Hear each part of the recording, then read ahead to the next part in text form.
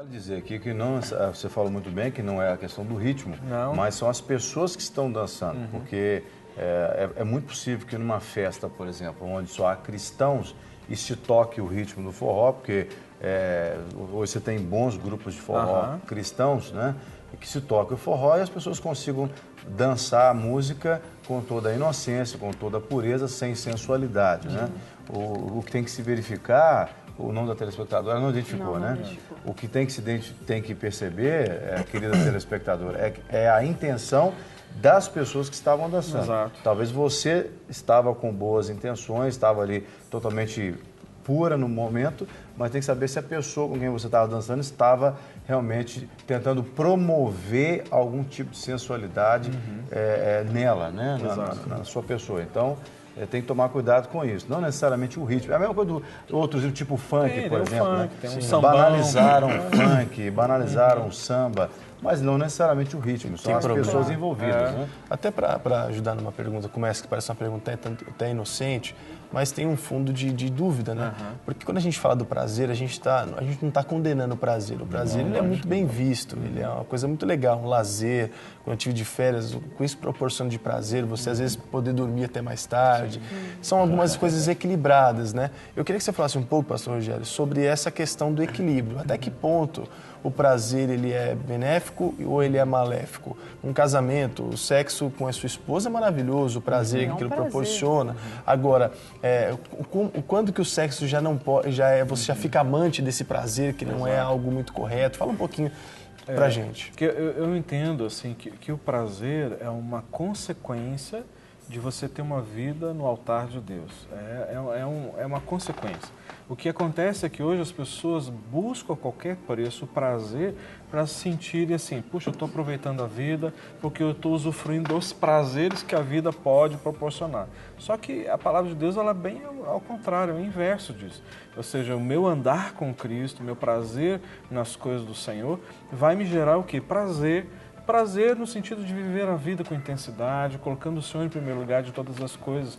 Então o Senhor sempre proporciona tempos de descanso para os seus filhos, Ele proporciona tempos de refrigério, mas não inverter isso. Ou seja, tem pessoas que gastam fortunas buscando prazer para se sentir, com valor, ou sentir assim, exatamente eu sou uma pessoa privilegiada. O privilégio vem quando nós entregamos as nossas vidas no altar do Senhor, dependemos dEle e confiamos a Ele todos os nossos sonhos, nossos projetos.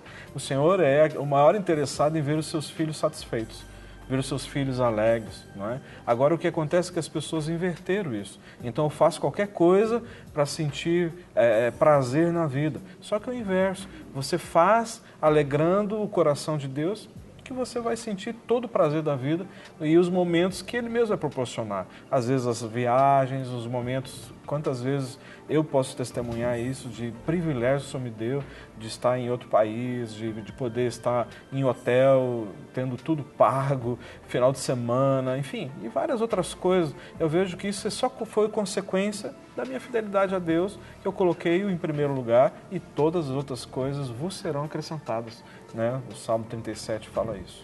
E até, pastor Guerra, para o senhor ajudar a gente também, quais são os sintomas que a pessoa tem?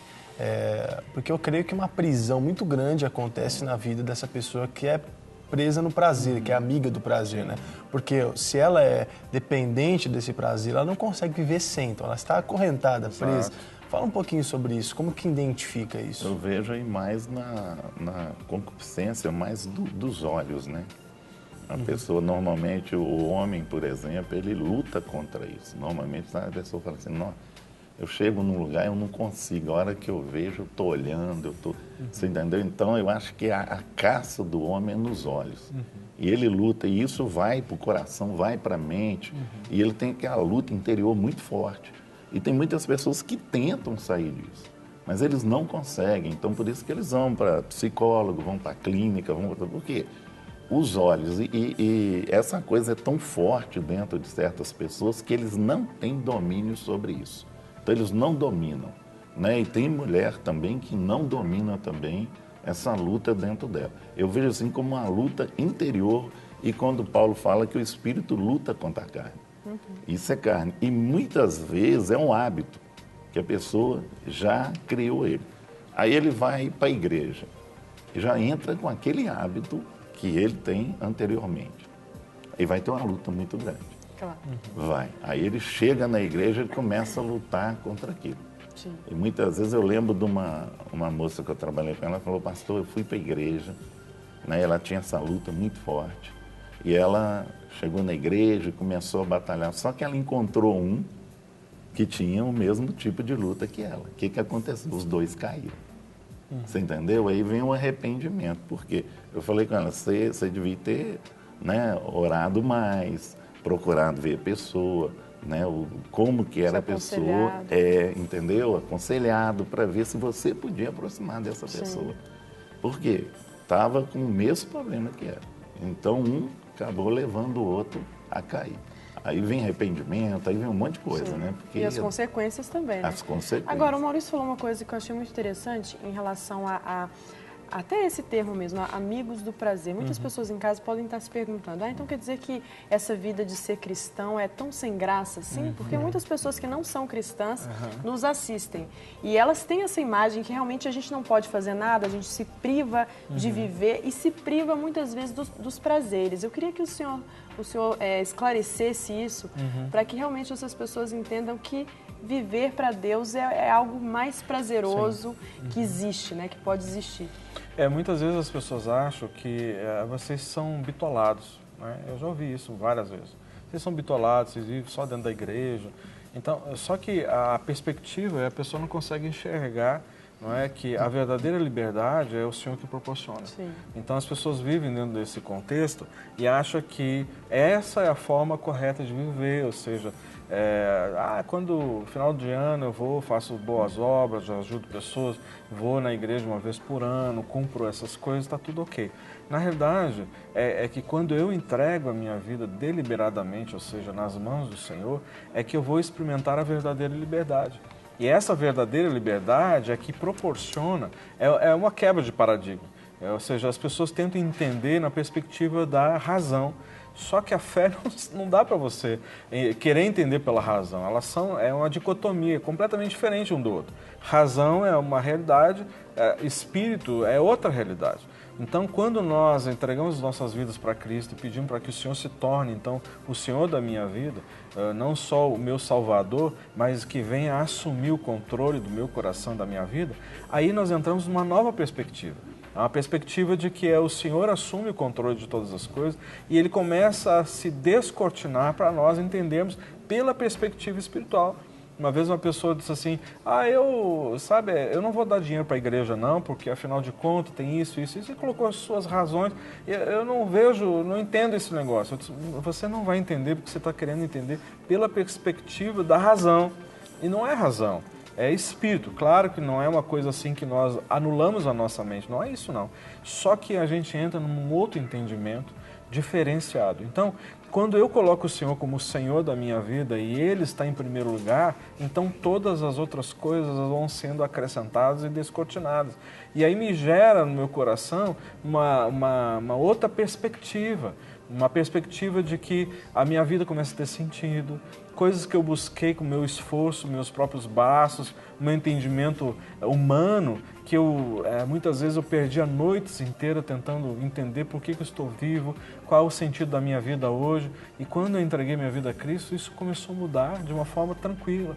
Comecei a dormir, a descansar e saber que as minhas mãos, ou seja, que os meus sonhos, os meus projetos, a minha própria vida, estavam descansados, ou seja, sob a responsabilidade de alguém que está acima de mim, que tem poderes que vão além do meu entendimento. Então, isso muda completamente. Muda completamente até mesmo o conceito de prazer, que antes eu também vivendo a vida como as pessoas vivem hoje, deliberadamente. Então, eu comecei a entender muitas coisas, muitas respostas começaram a vir, inclusive nesta área. É interessante você falar que muda até o conceito de prazer, porque muitas pessoas sentem prazer, por exemplo, em bebedeiras, né? E vai para uma festa, acha que o legal, o prazer da festa é encher a cara, ou às vezes utilizar uma droga, ou até mesmo manter uma relação sexual, no caso ilícita, não é? O conceito de prazer, quando a gente tem um coração transformado pelo entendimento da palavra de Deus, o conceito de prazer, ele passa também por essa restauração, né? E aquilo que a gente valorizava tanto, né, que achava que era, eu não posso viver sem isso na minha vida, a gente começa a entender, nossa, isso aqui era tão fútil, né? Tão, Agora, é importante guardar o coração, né? Uma coisa que acontece também é a questão de criação. Como que as pessoas criavam os filhos, os homens, por exemplo? Isso. Você tem que... Né? Você tem que ser pegador, macho, pegador. Exatamente. Aí ele Isso é chega muito na igreja e tem que fazer corte. Como é que ele vai chegar em casa e falar com o pai dele que ele está namorando e que ele tem que fazer corte, sendo que ele ensinou ele sempre a ser cultural. machão, ser pegador, ser o macho de casa, eu era, por que você não vai ser E às vezes na mesma casa o tratamento para a filha é diferente. Totalmente É um machismo. Geralmente quem libera o homem muito assim, segura a menina Segura, até os 30 para não casar. Não, antigamente, por exemplo, quando a gente estava adolescente, existia essa mentalidade que o homem podia chegar a hora que quisesse, etc. A moça não. Eu acho que hoje a coisa está meio que igual, né? A mulher sai a hora que quer, chega a hora que quer também. E normalmente a primeira experiência, inclusive isso aconteceu comigo, a primeira experiência sexual foi um prostíbulo.